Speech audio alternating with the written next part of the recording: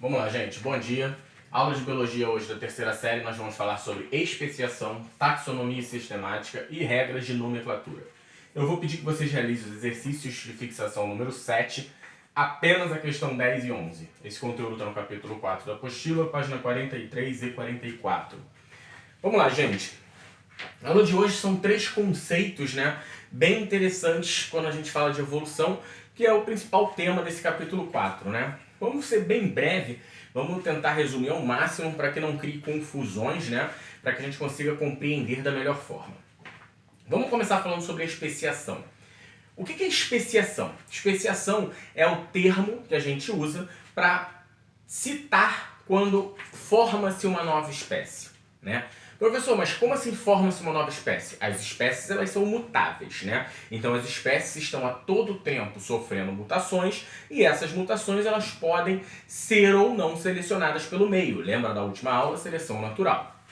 E aí essas mutações, essa seleção natural, ela pode vir a formar novas espécies dependendo de alguns fatores que nós veremos, Só que antes a gente precisa entender o que é uma espécie. Para ser considerado um indivíduo da mesma espécie, eu preciso ter algumas características, como por exemplo, eu preciso conseguir me acasalar com o indivíduo da mesma espécie e produzir um descendente fértil. Então vamos lá, eu preciso conseguir me reproduzir com o indivíduo e produzir um descendente fértil, Por que produzir um descendente fértil? Porque existem ocasiões onde se nós pegarmos dois indivíduos de espécies diferentes, eles não conseguem nem se acasalar, ok? Só que tem algumas espécies que conseguem, mesmo sendo de espécies distintas, se acasalar.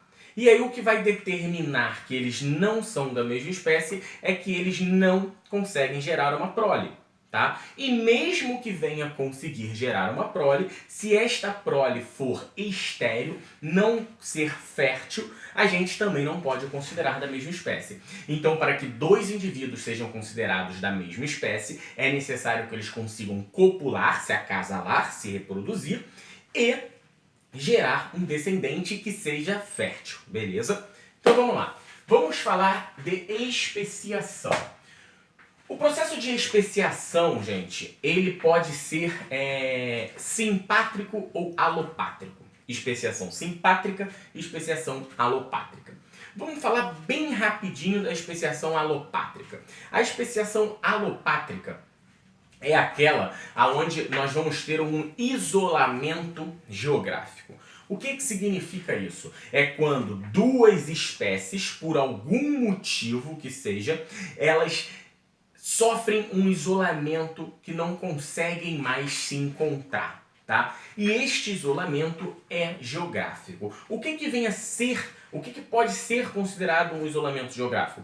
Grandes distâncias, uma montanha, um rio, dependendo da espécie, até mesmo uma árvore. Então depende do tipo de vida de espécie para que a gente caracterize um isolamento geográfico, ok? Então quando eu tenho dois indivíduos da mesma espécie que por algum motivo sofrem um isolamento geográfico e ficam durante muitos e muitos anos, não é pouco tempo, tem que ser muito tempo para que essas mutações se acumulem e essas mutações que ambos vão sofrer mutações diferentes uma da outra, comecem a ser benéficos e comecem a se perpetuar nas novas gerações, e aí a gente tem uma evolução diferente do indivíduo A do indivíduo B, ou seja, das proles do indivíduo A e das proles do indivíduo B. E aí quando a gente por algum motivo vem a perder esse isolamento geográfico, o que acontece? Eles se reencontram, porém já ocorre um isolamento sexual, ou seja, eles não conseguem mais se acasalar e deixar descendentes. Então, para que ocorra uma especiação alopátrica, eu tenho que ter um isolamento geográfico que vai gerar um isolamento sexual. Conseguiram compreender isso? E aí, por eles evoluírem diferentemente e não conseguirem mais se acasalar, porque agora existe um isolamento sexual, a gente diz que surgiu uma nova espécie, especiação. Beleza? Essa especiação com isolamento geográfico e sexual é a mais comum.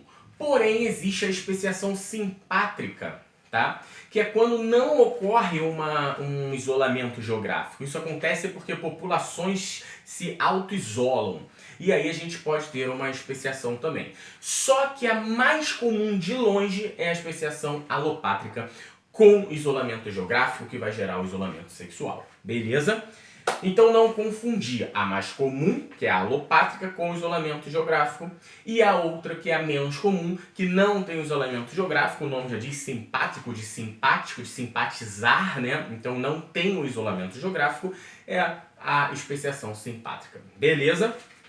Galera, sabendo como surge, né, uma nova espécie, a gente precisa falar de taxonomia sistemática. O que é taxonomia sistemática?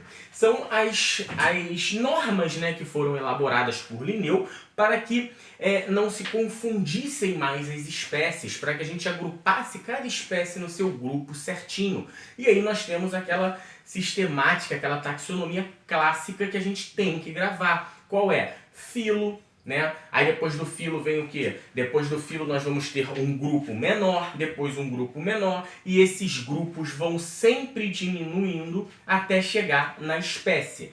E acima do filo nós temos o conceito de reino.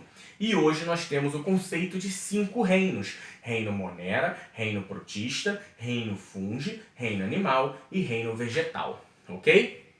Galera, eu não vou citar para vocês, tá? Qual é a ordem certinha, reino, filo, classe, família, espécie, gênero. Eu vou deixar bagunçado porque isso vai fazer parte da atividade devolutiva de vocês. É muito simples.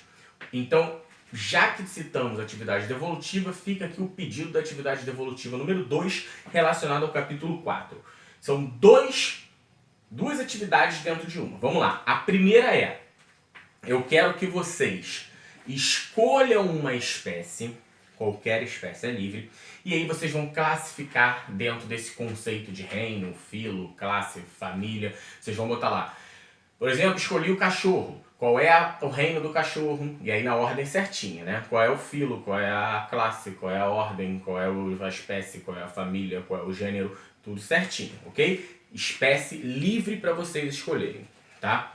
Segundo dever dentro da atividade devolutiva, vocês vão escolher também uma espécie e vão escrever dentro das normas de nomenclatura essa espécie. Como são essas normas de nomenclatura? Eu vou dizer agora. Vamos lá.